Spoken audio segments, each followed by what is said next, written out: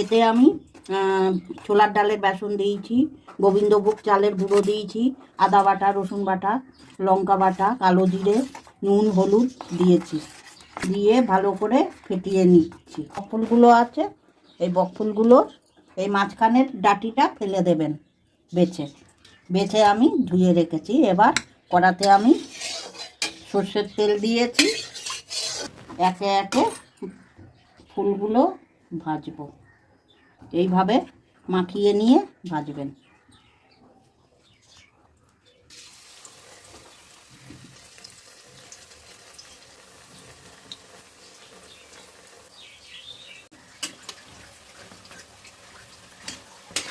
হয়ে গেছে, এবার একে একে তুলবো ফুলগুলো।